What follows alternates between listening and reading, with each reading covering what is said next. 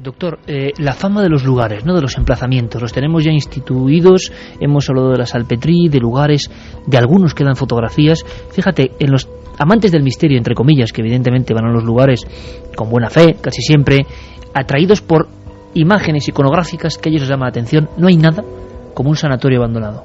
Es decir, porque nos genera quizá desde niño algo que muchos quizá que están ahí, que si la psicofonía, que si la foto, que si este turismo del misterio, vamos a llamarlo así. Hay mucho turismo de España abandonada, muy interesante, por cierto, pero nada impacta tanto como, por ejemplo, a mí me ha ocurrido en algún sitio como la Atalaya en Ciudad Real, caramba, trozos casi de camisas de fuerza, habitaciones almohadilladas, acolchadas, sí. Claro, todo eso nos parece tan alejado, en nuestro miedo en el fondo, que era la locura, nos parece tan alejado que nos da más miedo. ¿Tú has conocido algún lugar en tu amplísima carrera y trayectoria que te haya impresionado a pesar de ser doctor, que todo eso todavía impacta en el inconsciente?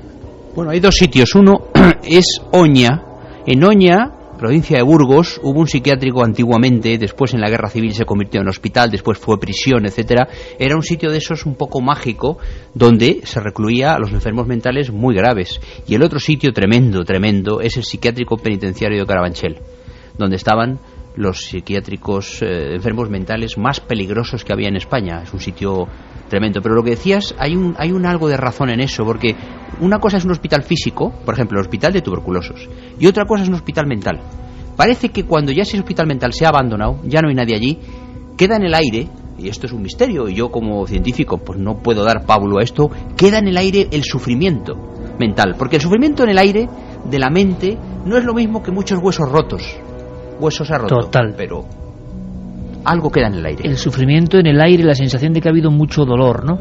Muchas escenas que se han quedado ahí. Yo sé que habrá seguro preguntas, cuestiones. Pero muchísimas. Dice que, bueno, por lo que veo está inundado, doctor, las vías de contacto están completamente colapsadas. En fin, vamos a ver si extraemos algunas, así a vuela pluma, Carmen. Venga, vamos con algunos mensajes. Nos dicen, ¿cuáles han sido los manicomios donde se han realizado más atrocidades? Me ha dejado sorprendido lo de Goya.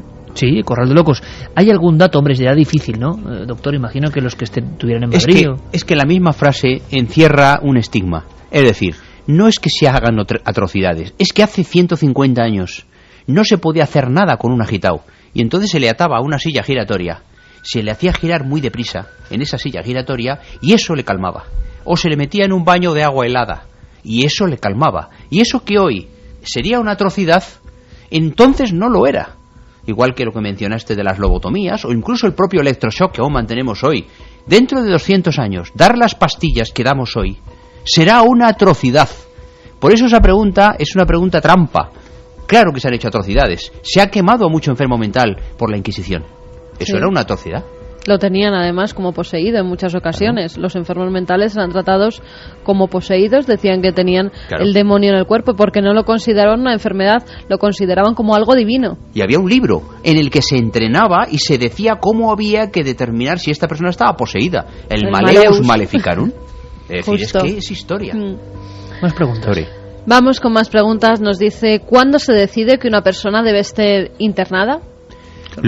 Vamos a ver, la decisión médica la toma el psiquiatra y el único que puede autorizarlo es el juez. La única autoridad legal de un Estado de Derecho es el juez. Por tanto, esa persona que está enferma, el médico diagnostica y dice debe ser internada para tratamiento y el juez debe decir sí, intérnese. Sofía quisiera preguntarle al doctor qué significa para él una enfermedad mental, una verdadera enfermedad o un delirio de las neuronas. El cerebro está lleno de neuronas. No existe nada que el cerebro haga, ya sea sano o enfermo, que no lo hagan las neuronas, querida amiga. ¿Es verdad que los locos podían antiguamente considerarse personas poseídas? Acabamos de comentar. Buenas noches, mi hermana estuvo ingresada en Cienpozuelos. Cuando iba a visitarla, la mirada vacía de estos enfermos causaba mucha inquietud. ¿Quiénes están más locos, ellos o nosotros, que no lo estamos? Saludos al doctor Cabrera, nos dice Fran. Una pregunta así filosófica. Cienpozuelos, ya mencionaba Cienpozuelos Pérez Galdós en su libro. Cienpozuelos es un psiquiátrico tradicional de la Orden de San Juan de Dios. Tiene ahora 1000 camas aproximadamente.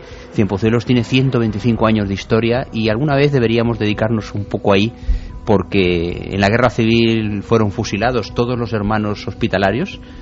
Y fue un desastre porque solo ellos sabían tratar a los enfermos. Importante lo que dice el doctor, porque hay una cosa que que la gente a veces no cae en ella, y es la evidencia. Muchas veces la Iglesia, que por un lado la Inquisición hizo lo que hizo, por otro lado la Iglesia en ocasiones eran los únicos que se ocupaban de esta parte de la sociedad. Sí, señor, y la gente debe saber que cuando Fidel Castro bajó de Sierra Maestra, a los únicos que no tocó un pelo fue a los hermanos de San Juan de Dios, porque pensó, ¿quién va a cuidar mejor a los locos cubanos que los hermanos de San Juan de Dios?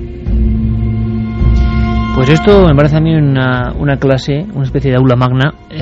Estamos todos como en aquel cuadro famoso, ¿no? Lección de anatomía, de Rembrandt, todos mirando, pues aquí mirando al doctor Cabrera. Y es que a mí me surgen, chicos, en cualquier momento, Juanje, Santi, pero dejarme una cosa nada más. Oye, la camisa de fuerza, doctor, ¿se sabe cuándo se empieza a emplear? Que es uno de los elementos que de inmediato te identifica con ese mundo sórdido, ¿no? Y mundo, cuidado, tan humano como el nuestro, con todo el respeto, pero que nos da miedo. Bueno, la sujeción de camisa de fuerza es antigua. Antiguamente, muy antiguamente, se ataba al agitado con cuerdas.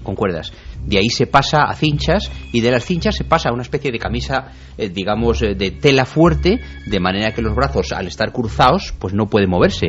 Las primeras camisas de fuerza, un poco parecidas a las que hoy siguen existiendo para casos de urgencia psiquiátrica, tienen 100 años escasos. ¿Preguntas, Santi? No, la verdad es que el tema es apasionante, y más que una pregunta quería corroborar una cosa que ha mencionado el doctor Cabrera, que es la importancia de la Iglesia. Cuando mencionaba antes la historia de Bedlam, en los países protestantes, lógicamente no había esas órdenes de monjes católicos que estaban allí. Las condiciones eran terribles, hasta tal punto de que cuando... Como simples desechos, no humanos, claro. Tú fíjate hasta qué punto llegaban, que para tener unas condiciones un poco mejores, algunos de estos enfermos de Bedlam se les cosía en la manga, en el brazo, cerca del hombro, una plaquita metálica, y se les dejaba salir un cierto tiempo para que se ganasen la vida mendigando o haciendo lo que podían para tener unas condiciones un poco mejores. A lo mejor una habitación compartida en vez de estar en un verdadero corral, a lo mejor un plato de comida decente en vez de unas gachas llenas de insectos incluso. En definitiva, unas condiciones atroces que además yo pude ver, porque estuve en Bedlam, estuve en una exposición que hubo en el propio hospital. El hospital moderno ni siquiera está en el emplazamiento del antiguo, que ya no existe, pero sí, aprovechando una estancia en Londres, pues pude ver una exposición rememorando todo aquello, y te puedo asegurar que por malas que fueran aquí las condiciones, precisamente esa actuación de las órdenes católicas, pues la hicieron bastante más soportable de las condiciones que había en otros países. Yo quería preguntarle al profesor Cabrera una cosa que una vez le pregunté a un gran psiquiatra de este país, que es... se me acaba de ir el nombre ahora mismo, hombre, por cierto, García Andrade, García Andrade, efectivamente. Amigo, sí. Y es una cosa que me dio pavor cuando le pregunté, y es porque a todos nos da muchísimo miedo el tema, por ejemplo, que si no se nos puede contagiar la gripe A o otras cosas, y yo le preguntaba a García Andrade si se puede contagiar la locura.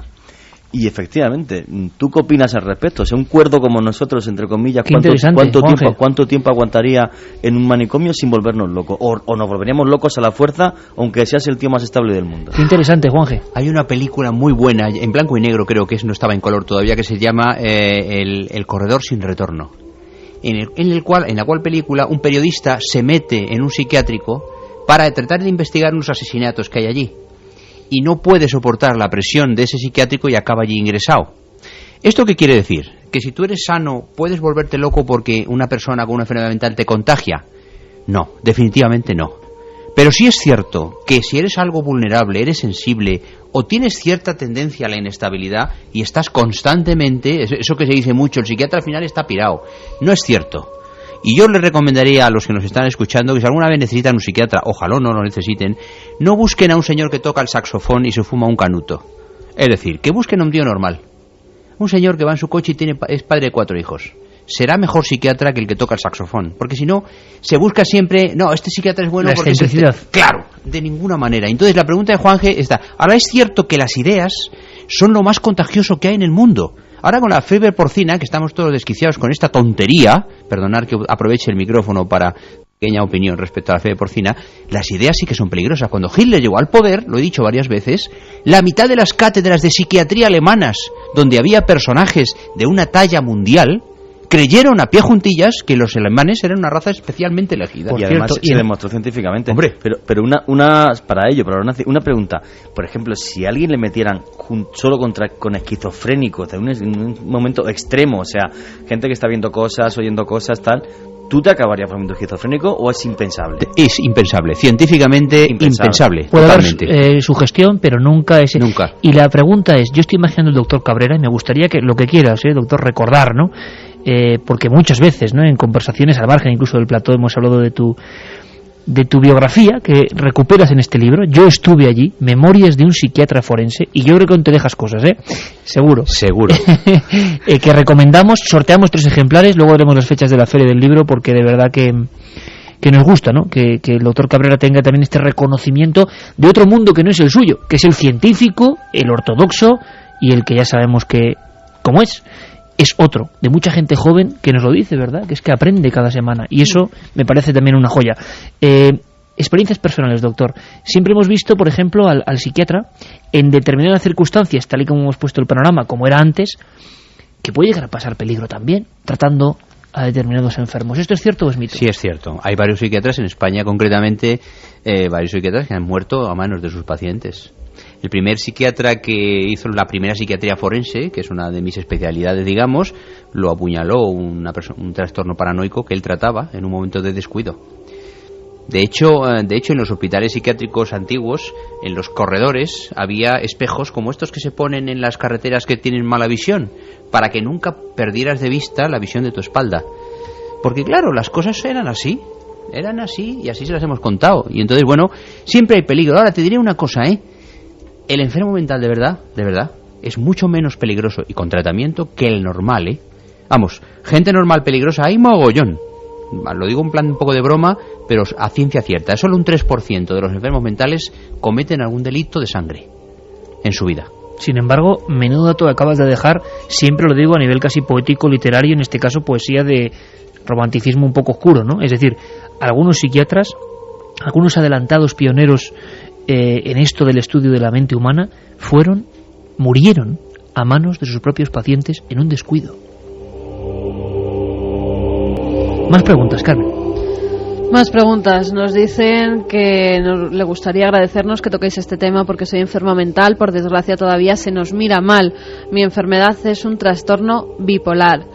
Por cierto, que ese término se ha puesto como... O sea, antes no se conocía tanto y en unos años a esta parte, el público en general, me refiero, se hacen muchos libros y estudios y ante todo le mandamos un fuerte abrazo a este hombre. Hombre o mujer, porque no afirmaba, no sabemos. De pequeña me daban miedo los deficientes mentales. Hoy en día soy profesora de educación especial, paradojas de la vida. Un saludo desde Ceuta. Felicidades al doctor Cabrera, soy estudiante de anatomía patológica y me encantan todas sus explicaciones cargadas de sabiduría. Muchos besos. Se dice que el emperador Calígula padecía una enfermedad mental, posiblemente derivada de algún mal físico. Sin embargo, Nerón era un psicópata. ¿Qué diferencia hay entre psicópata y enfermo mental? Bueno, es una pregunta muy interesante esa, porque efectivamente Nerón era lo que se llamaba antes un psicópata, o lo que hoy llamamos trastorno antisocial de la personalidad, un sujeto sin afectividad. Nerón era tan psicópata, digamos, que el propio Séneca escribió un libro para él, de clementia, sobre la clemencia, para intentar mitigarle, y bueno, ya sabemos cómo acabó Séneca. Pero es que Calígula era un trastorno psicótico. Es decir, se sabe por los libros de historia que Calígula veía cosas. Eso significa que tenía alucinaciones, tenía delirios, oía voces. Por lo tanto, entre el trastorno de la personalidad o psicópata, carente de afectividad, el silencio de los corderos, todo el mundo lo tiene en la cabeza, y el trastorno psicótico hay un abismo. Ambos son trastornos, pero la enfermedad mental de verdad, auténtica, es la del trastorno psicótico, el delirio. Doctor, una cosa nada más, porque es que la tengo en la mente ahora mismo. Las visiones, alucinaciones, las descripciones que hay, ya no digo de la antigüedad porque imagino que queda poco texto escrito, ¿son muy parecidas a lo que una persona que hoy tiene visiones y alucinaciones os transmite? Es decir, lo que se aparece, que imagino que para nosotros es una visión, alucinación no real, pero para el que la sufre es absolutamente real, ¿se parece? Las alucinaciones siguen existiendo en la enfermedad mental, pero tienen una patoplastia que se llama, es decir, cambian conforme cambian las culturas. Es decir, antes, por ejemplo, al trastorno esquizofrénico le perseguía, pues, por ejemplo, el emperador. Ahora le persigue la KGB. O sea, la cultura modifica, pero la alucinación es la misma. Y quisiera aprovechar esto que me preguntas o me dices para insistir en algo importante. No todos los que alucinan son enfermos mentales. Cuidado. Porque entonces convertiríamos a todos los místicos de todas las religiones en enfermos mentales. Y convertiríamos, como hizo Freud, muy injustamente, la religión como una gran enfermedad mental colectiva.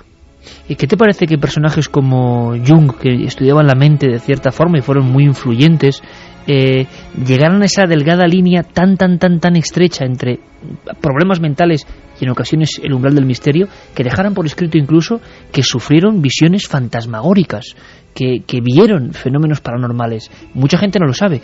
Algunos de los importantísimos creadores de pensamiento del siglo XX dicen que una de las personalidades más influyentes del siglo XX afirma esto. Es cierto que la psiquiatría, si se aborda sin tapujos, imagino que sin temores, está muy cerca de esos fenómenos que llamamos paranormales. Completamente de acuerdo, porque el fenómeno paranormal, digamos que es el que no tiene explicación física. Teóricamente los psiquiatras tenemos que explicar, aunque sea por enfermedad, esos fenómenos alucinatorios. Pero aquí hay una cosa importante, y es esa alucinación o ese delirio o esa voz que escucha la persona que tiene la enfermedad mental, la puede escuchar también un sujeto sano, pero en un estado de trance. Es decir, un místico en un estado especial de exaltación anímica y emocional puede oír cosas que no significan que está enfermo. Igual que cuando uno está enamorado completamente de su mujer, la ve la más bella y la más inteligente, que es lo que se llama la deformación afectiva de la realidad, que es muy bonita y que tantas poesías se han escrito sobre ella. Es decir, vivimos, como tú dices, en una línea que podemos pisar los dos lados. Apasionante línea, desde luego.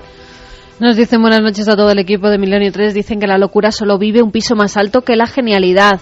Nos lo contaba Jesús desde Madrid. ¿De acuerdo, doctor? Aunque sea brevemente. Hay muchos genios que fueron enfermos mentales. Todos los conocemos, Van Gogh, etcétera. El propio Goya que tú mencionabas. Estaba ahí, ¿no? Claro, el propio Goya tenía grandes delirium tremens, que eran síndromes de abstinencia, porque él bebía mucho, entonces tenía un alcoholismo y veía monstruos y los pintaba, como pintaba genialmente. Entonces, la genialidad y la enfermedad mental siempre han llevado de la mano.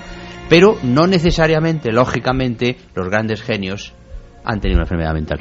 Francisco Sánchez nos dice: yo conocí el psiquiátrico de Oña. Algunos enfermos les dejaban salir por el pueblo. Bueno, es normal, ¿no? Sí, totalmente. Porque lo que pasa es que él yo me acuerdo del de O'Donnell, el de Menorca, el que hay en el hospital de O'Donnell, que también salen a pasear por allí. Claro. Los que están más o menos... Sí, pero este muchacho que nos ha escrito esto... conoce ya el Oña moderno. O sea, ahora hay un hospital psiquiátrico en Oña y por supuesto que salen por el pueblo, es decir, salen, toman café y si tienen que dormir allí duermen, igual que en Cienpozuelos. Nadie está encerrado con cadenas en ningún lado. A veces se precisa de alguien que se preste a escuchar para no llegar a la locura, nos decía Fina desde Barcelona. ¿Se puede luchar contra la genética o estamos predeterminados desde que nacemos a sufrir una enfermedad mental? Lo preguntaba Carmen. Esa pregunta es muy interesante porque todos no la hacemos. Es decir, ¿qué parte yo he heredado de mis padres? ¿Y qué parte puedo yo modificar respecto a mi futuro? Y entonces nos dividimos en dos grandes grupos de personas. Los que creemos que la genética es dura pero se puede modelar, y los que dicen que la genética es un fatalismo. Yo pienso lo que decía Ramón y Cajal, que fue un premio Nobel que tuvimos en España magnífico, y descubrió la neurona concretamente. Él decía que el hombre casi era... nada, y fue brutal, porque en 1906 le dieron el Nobel por eso. Él decía una frase, que es la frase que adorna, por cierto, el Hospital de la Paz de Madrid. Decía: el hombre es escultor de su propio cerebro. Tú puedes esculpir tu cerebro. Si tú estudias mucho, haces más grandes tus neuronas. El que nos esté escuchando, que sepa que si lee, estudia, observa y curiosea, tendrá más neuronas, y eso incluso le protegerá de la demencia en el futuro. O sea, hay un cambio físico gracias a la cultura, y eso me parece que son cosas que pocas veces se dicen. Por cierto que Ramón y Cajal, el doctor, utilizaba el hipnotismo y le interesaba el hipnotismo. Lo que me has contado de tu padre me ha impresionado, pero ¿no está también la delgada línea del misterio en la propia hipnosis, sea psiquiátrica o no?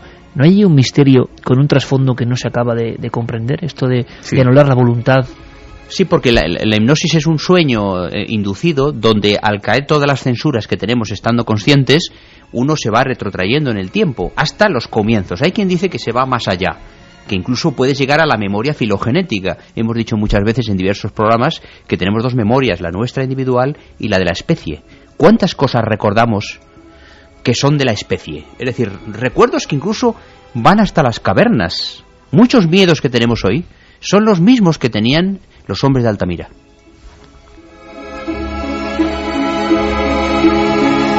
¿Hay alguna escena, doctor Cabrera, que se te haya quedado en la retina, que hayas visto hacer algún enfermo mental? Por lo extraño, por lo extraordinario, por lo inesperado.